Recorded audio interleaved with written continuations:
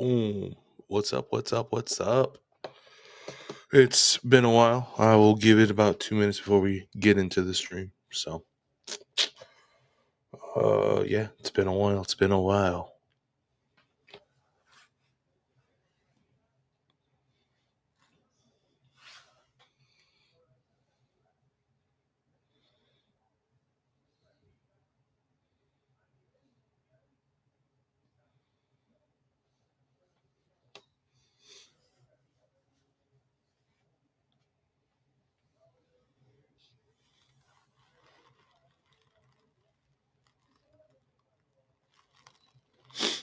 What's up? What's up? What's up? All right.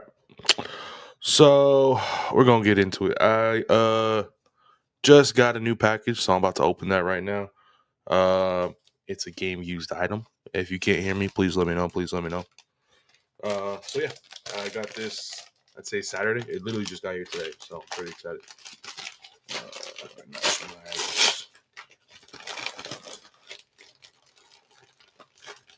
What's up, Dark? How you doing, brother? So, boom. This is sound is working. Thank you, Dark. I appreciate you, brother. Just opening up a new package that I got today from a friend of mine. Change the light on there. Let's do okay. We'll just do it without the light. Boom. That is some game used. These look like the Reebok era, but I don't see the Reebok logo. These belong to Napoleon Harris, former linebacker. So, yeah, these are pretty cool. The dirtier the better, and these look like they've been through it. So, pretty cool to add to the collection. We got some more stuff coming. That's from my buddy Ron. Ron, I think, is sending us a game plan from back in the day for us to go over. So, can't wait to get that. Let me get the light back on. Too bright. No, we'll go that way. Perfect. All right. So next I wanted to watch some of the videos Derek Carr's been posting. Just because, he's on his new journey and he's been posting some good stuff for us Raider fans to watch. So yeah, let's start watching this one.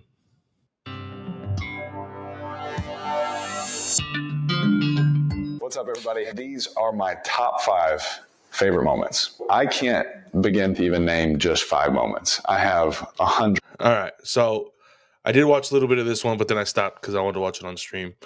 So far, he listed that I remember the Kansas City game in 2017, and he listed the Buccaneers game. Guessing the other 3, I will guess the Kansas City game, where his first win. Because of the thumbnail, it's going to be that Chargers game from 2021 when we got in. And then the 5th one, maybe the Saints game. Saints game was kind of crazy, so let's see. And Austin and Brandon were so mad at me that I just wouldn't pick 5. All right. So I'm just going to give you 5. I have 20 that I want to go, but these are the 5 just off the top that are fresh. Number 5, I'm going to go with the Pittsburgh Steelers game at home, 2018, in the Oakland Coliseum. Black Hole was rocking. It was unbelievable. And I'll never forget, we ran Topeka. And I told Seth Roberts there was a TV timeout or something. It kind of sounded like John Gruden when he said Topeka. Told him, I was like, if we get this play, I know it's a deep cross, but if we get too high, Seth, I want you to take the middle. Seth didn't care. He knew all week he was supposed to run deep cross, but anytime the quarterback says something, he's like, yeah, no problem. And so late in games, for whatever reason, I always found Seth Roberts. They played too high. They had a safety running down the middle with him, and Seth took Topeka right down the middle. We hit it. So we just hit Seth Roberts down the middle. It's one of my favorite throws of my life. All right. And I threw a peppermint at a backboard like 55 yards away one time and drilled it. This was one of my favorite throws. Okay. It was unbelievable. I knew Gruden was going to be pissed. Come on, Dark. Come on. You're killing me. All right. It wasn't his fault. He was laying on his back the whole season, but I feel it. I feel it. This page, we love Carr, right? and we finally get to like watch videos of his because he's not a Saint anymore. So we're gonna watch these, and then we're gonna do ranking the last coaches since 2003. So that'll be the very end. So these videos are just someone going to be watching. Then we'll switch over to that. It was hilarious, and we ended up calling Gash. I hit Derek Carrier with about 20 seconds left to go up 24-21, and we ended up winning that game. I remember coming off that field, and we just won. Gruden hugs me, all these kind of things. He said, "Did you tell Seth to go down the middle?" I said, "Yes." He's like, "I love it." And what's beautiful about that is that hey, that's what's up. This game particularly he's talking about, man. This one, I remember I was pissed. This is when I moved to Arizona. This was my first year, and it sucks watching the Coliseum have a good time on TV. I'd rather be there, but told me all week, don't let him do it. Don't tell him to do that, because I asked. He's like, "Don't do it." And then I told him to do it in the middle of the game. Ended up working out. Never forget, man, our O-line was banged up. Feliciano's on one leg. He tore everything. It was his last play. Gabe Jackson's elbow snapped, but they're still in the game protecting me. And I'll never forget that. That's why it's one of my favorite moments, because then we end up throwing the game-winning touchdown to Carrier. He trots in with about 20 seconds left, and we end up winning that game. But just the grit and determination, guys laying it on the line for each other in the most stressful moment. This one's one of my favorites. #1 sack defense in the league. First down from the 47. Carr airs it out to the catch. So crazy. So crazy. Inside the 10.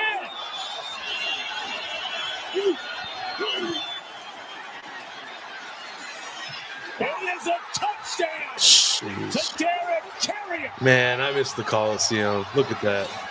That's so crazy.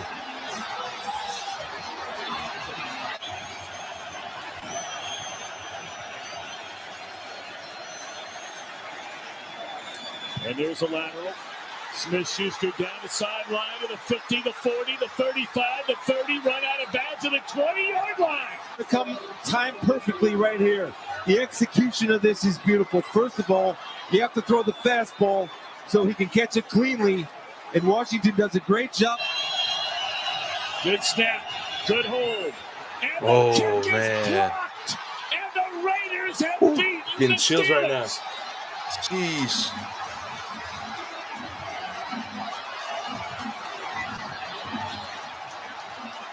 Number 4 has to be when the Tampa Bay Buccaneers made us wear black jerseys, thinking that was going to slow us down. Crab and Coop went off. Oh, my gosh. That game was so crazy because I think we played the Jaguars the week before, and I think they spent like 2 weeks in Florida, or at least a week in Florida, getting prepared for that. Like, they didn't fly back home. They just stayed out there.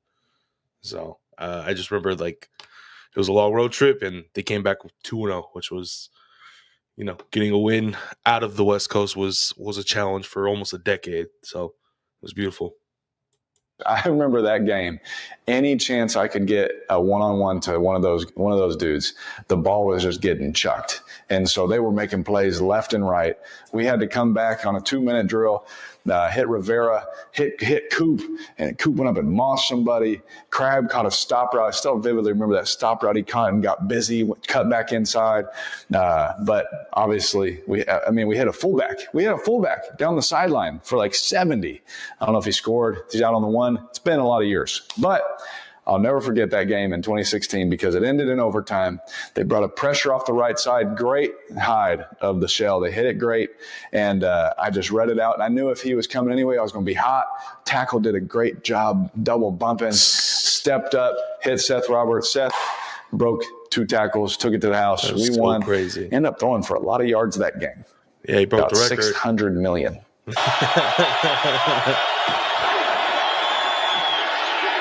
Roberts has got it. It's Jeez. Roberts. Ball game. Raiders win. A 41-yard touchdown. And for the first time since 1977, the Oakland Raiders have started 5-0 on the road and now 6-2 overall. Goosebumps.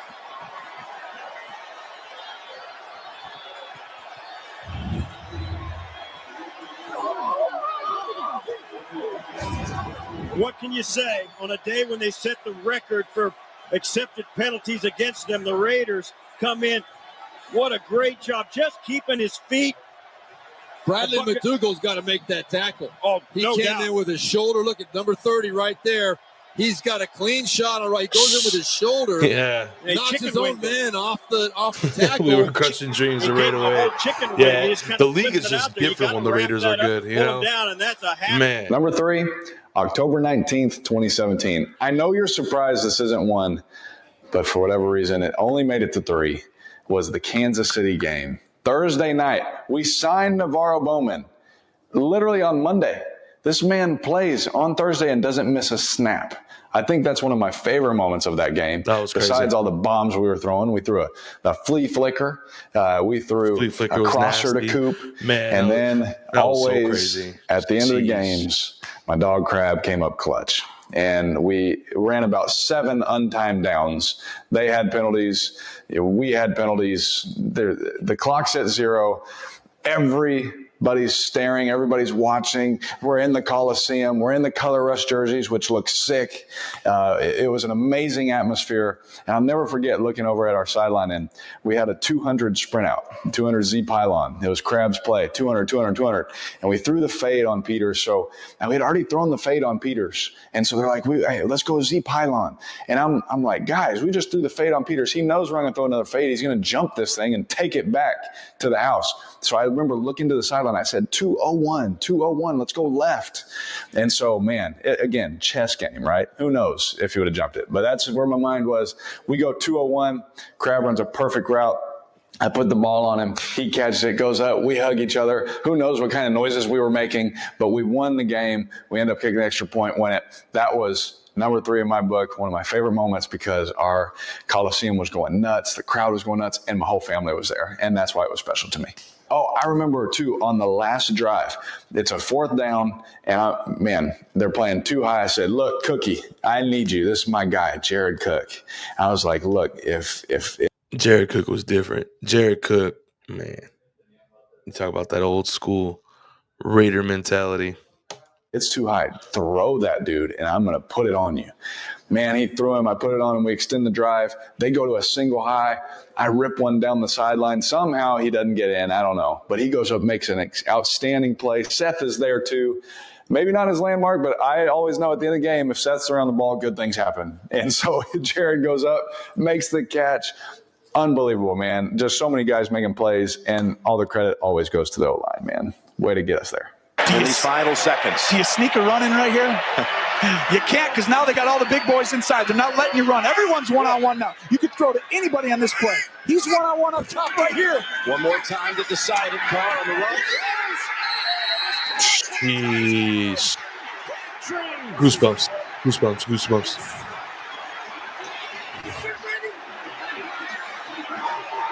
Get him off the field, Jim. If you get a penalty right here, the extra point goes back way far. As a coach, you got to get on that field and get these guys off. What a play, though. Crabtree turns on Mitchell. Yeah, that game. And that's going to be it was crazy. Confirmed. Really crazy. For I sure, think, wasn't like Patrick Mahomes on the sideline? Now Tavecchio will have that game. He was a rookie. The point after try to win the game. Remember, they lost by a point on Sunday to the Chargers, and they missed a point after late in that game. What's going through my mind in those moments is we're winning the game. I don't care what I have to do. That's what's going through my mind. I don't care if I got to run and jump in, flip, try and run somebody out, whatever it takes. You have to win the football game. And for whatever reason, man, it's one of those moments where you have to get it done. I always loved the ending moments. I love the game winners. Zay Jones, game winners. Seth Roberts, Crab, hitting all these game winners, all these different times. But for whatever reason, man, in those moments, you just lock in and there's no doubt you're going to win the football game. Like we're sitting there and you're like, yeah, don't you always think that? Yeah, you're always confident. It's always going to be my biggest what if, but man. You know that it's already done because you already did it. Pocket watching. You already put all the work in. And so in those moments, man, I just think of Kobe. That was my guy, taking the last shot. Hey, I may miss this shot, but I'm going to take it with everything that I have. All right. So what is the huddle like? Oh my goodness. It depends who's in the huddle. Thankfully, there's been a lot of those comeback wins and game-winning moments were done with the same group. And there was a reason, is because we knew we could get it done. And so there wasn't much that needed to be said in those moments. I mean, I had Rodney and KO in the Pro Bowl with me on a 2-minute drive. We hit Delaney Walker single high. I'll go see him. And again, I look at those guys and I'm telling Rodney, hey, we're going to do this snap count. Rodney's looking at me like we're right there in a regular season game. And so, there's certain moments with certain guys that you just don't forget, doing those things with. But there are times my O-line does get stressed out. They always told me when I was like, I need a little time here, because they knew a double move was coming. And they're like, dude, this is the best pass rush that's coming right now. And so they did hate me for that a couple of times, but it usually worked out and we'd usually hit a big time shot. Number 2, in New Orleans. All right. Okay. With Crabtree. Now, Dang. I know. I think, so this is New Orleans. So number 1 is either that San Diego or that Chargers game in 2021 or his first win. But if his first win doesn't make the list, that's kind of weak. But this is a funny one. I got Saints helmets and Raider helmets all around me. But just the memory of this one was unbelievable. We're playing against Hall of Fame Drew Brees. We're going against D.A., Sean Payton, all these guys. Brandon Cooks just caught a 109-yard touchdown on us. Like, this game was unbelievable. And I'll never forget no defense. Running for a first down, doing a flip over somebody as Cam is chasing me, and doing the first down signal while one of my college teammates is standing right there and I get shoved out of their sideline. Like, there was just so many good memories about that game. But obviously hitting Seth for the touchdown. And I remember Jack telling me, like, we're going for 2. We're winning this thing. I was like, well, get your 2-point play ready. Let's go. We're going to go score. What's up, Octavio? And we went right down the field. We scored, and we called a zone play, and we got one-on-one, and Crab was my guy. I had a lot of those guys, but Crab on that moment was my guy. He had the fade. I gave him a chance. He made a great play back in the Superdome. It was awesome. I remember looking up, and obviously it's Drew, so you're like, man, if there's any time on this clock, we left too much of it. But we ended up winning that game. It's one of my favorite memories, the celebration that broke out in our locker room. Just Jack saying that we're going for 2 on the road like that.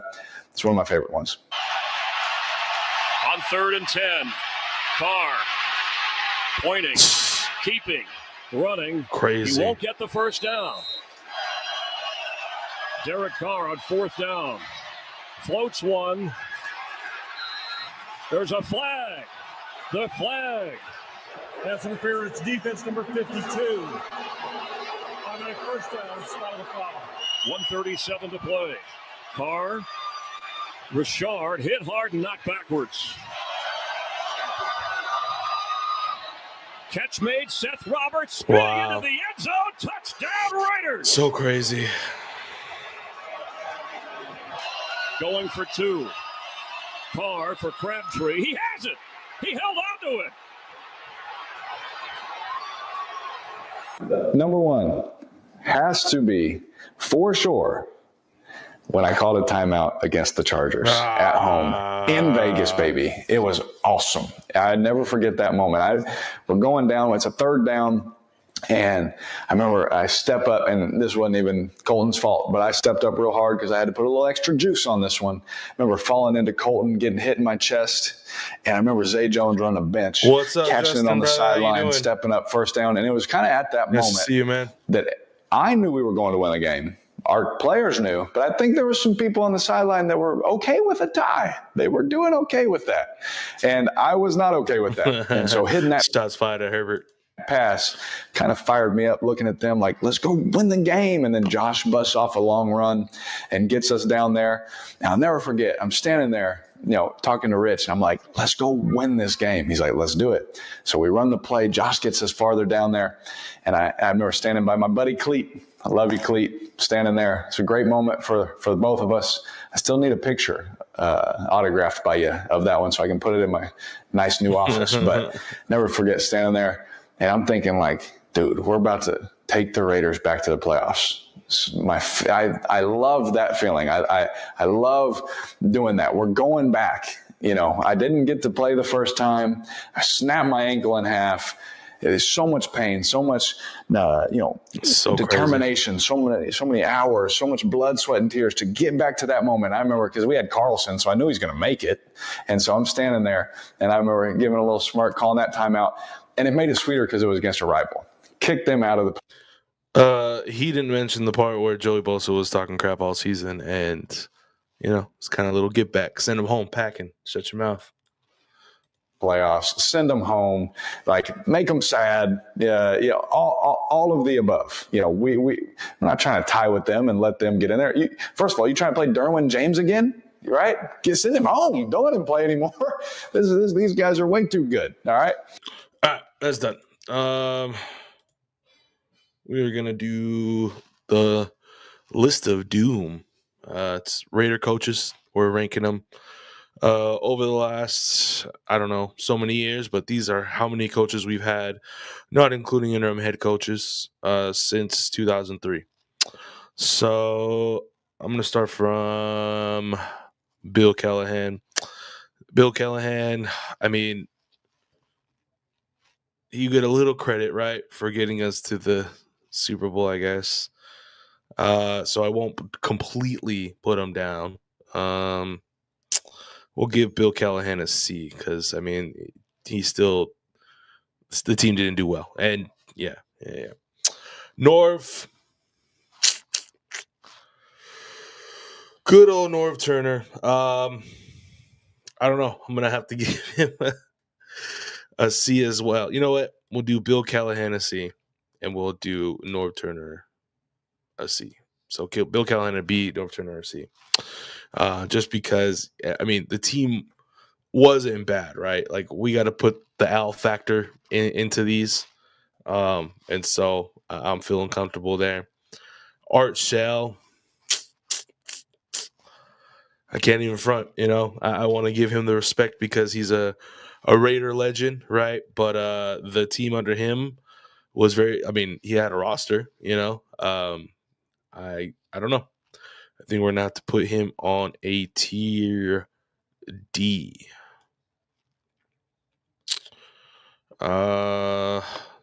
Next is Mr. Lane Kiffin. Lane Kiffin, he was given Jamarcus Russell. I don't know. This one, I mean, these aren't going to all be great rankings, right? They're all going to kind of, well, there's one that's going to be a decent ranking, I guess. But Lane Kiffin, I don't know. I'll have to give him a D as well, just because he didn't really do too well for us. Tom Cable?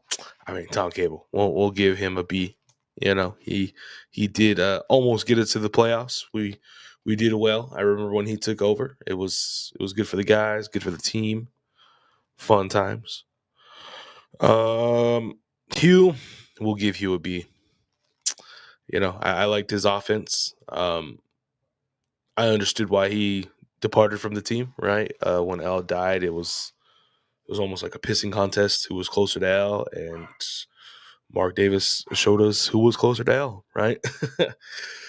Dennis Allen, easy D. All right, Mr. New Era of Excellence. Jack Del Rio. We will give Jack an A. All right. Just because, we did great. We did regress, right? He was pocket watching Bill Musgrave a little bit, and we regressed the very next year.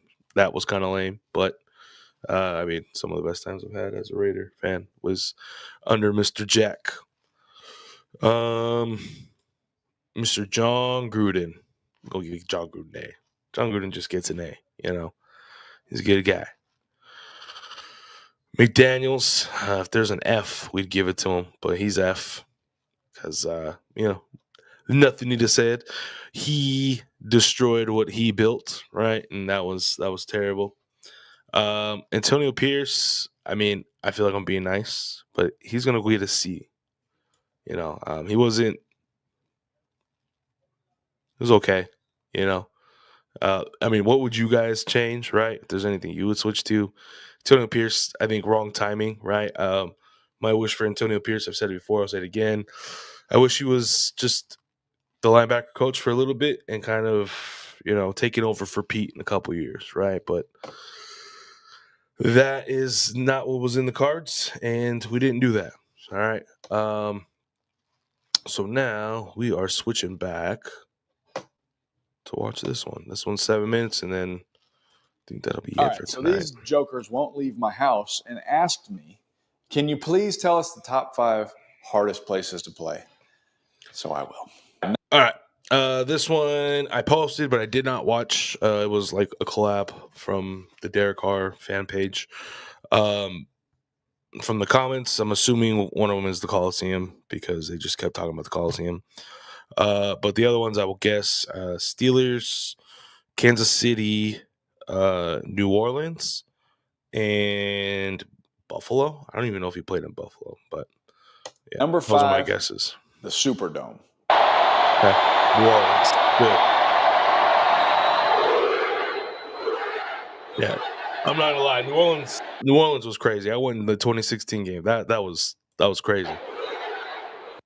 I've been obviously the quarterback there. I have been someone that was a quarterback on another team playing there. And when you're a visitor in that building, it is one of the greatest atmospheres you will ever play in. It's outside loud, the and fans inside. are passionate, they love their team, and they are against anyone in different colors. And so when we came in there, I remember, yes, we did win a game in there in the Superdome one time, but I remember we came in there another time before I even was a Saint, and we couldn't get the ball past the 50-yard line. It was loud. I got sacked like 12 times or something like that. Who knows what the real number is? Felt like it. Yeah, thanks a lot, Josh McDaniels. But I just remember that atmosphere being awesome. And I remember also, too, when we got things rolling in New Orleans when I was a quarterback there, it was so loud. The music was playing before kickoff. The atmosphere was crazy. Running out of the tunnel, everyone's cheering, all that kind of stuff that I still get goosebumps thinking about. So New Orleans, definitely in my top 5 of toughest places to play for sure. Number 4, Minnesota. That skull chant, if you don't know it's coming, it shocks you. So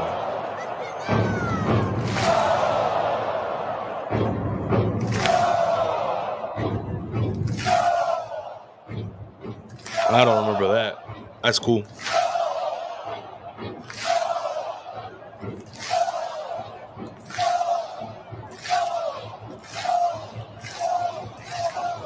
Okay, they blow this big old horn, Viking horn, and by the way, they got a great defense behind it. All right, so the fans there are so passionate. It's probably one of the top 3 most beautiful buildings I've ever been in my life. Like, some people have it at 1. It's definitely up there for me. But the atmosphere and the defense they play in there is unbelievable. I feel like Minnesota, they have to have a good defense every year. Spend all your money on defense and Justin Jefferson because he's unbelievable, and play your football games because that defense and that crowd is so loud. The atmosphere is awesome. It's almost European soccer-like in the chant. You get a college vibe, atmosphere of how loud it gets. And they're KO and Kwesi, you guys are doing a great job out there. So Minnesota, definitely in my top 5 at number 4. I didn't at assume number 3, Minnesota. played here many a times in the regular season and the preseason, is Seattle. Oh, I didn't even mention Seattle. This is Beastquake. Yeah, it's crazy.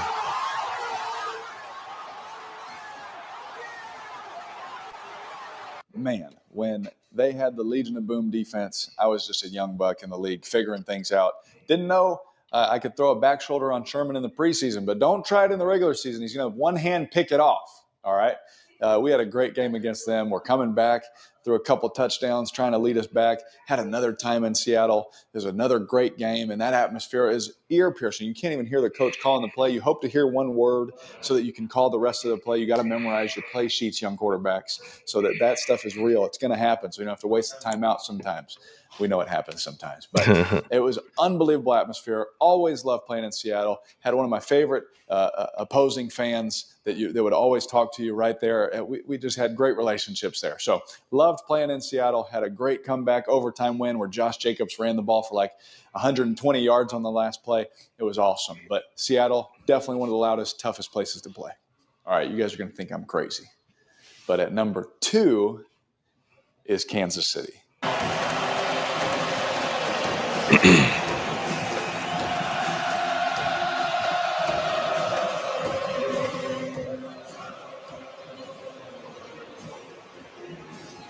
You guys, oh yeah, all you Chief fans are going to be mad. All right, you'll see why in a second. It was one of the hardest places I ever had to play. It was the hardest place I ever had to play. Place is as crazy. An opposing player. It was unbelievably loud. The fans are so close to the sidelines; they're right on top of you.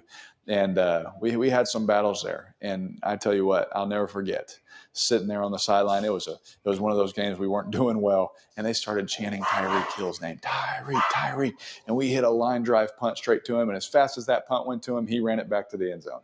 And I'll never forget me and Rodney Hudson just looking at each other like, what the heck just happened? And so many great memories there of winning games, comebacks, great throws, getting hit in the back of the head, all different kinds of things.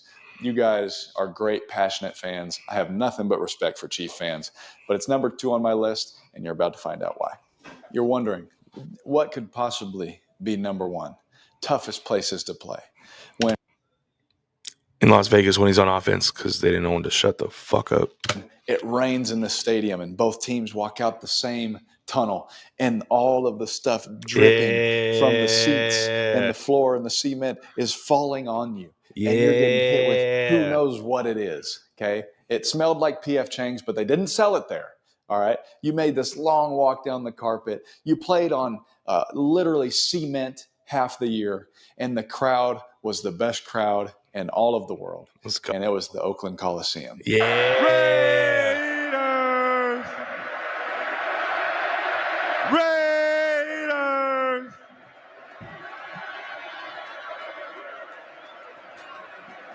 It was the greatest place to play. It was the toughest place to play.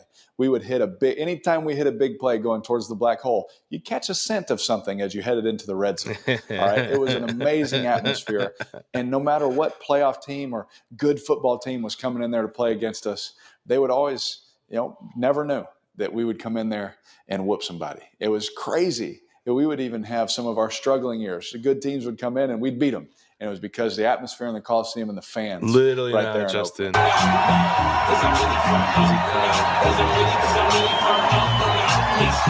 And like Carr got to experience the best version of the Coliseum, right? Because the Coliseum is just like a little different when they're winning, And so, yeah, it was definitely a good time, especially with him at quarterback.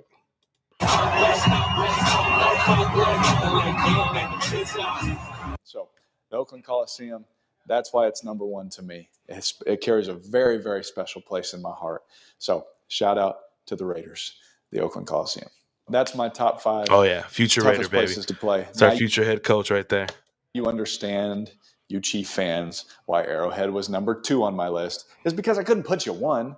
I just can't do it in my heart. But it was the toughest place I had to play as an opponent. All right. But shout out to those 5 stadiums. Great atmospheres, great fans, loyal fan bases. That's my top 5 toughest places to play. All right. Well, that was good. Shout out to Octavio, Dark, Justin. Thank y'all for watching. I appreciate y'all. Have a great night.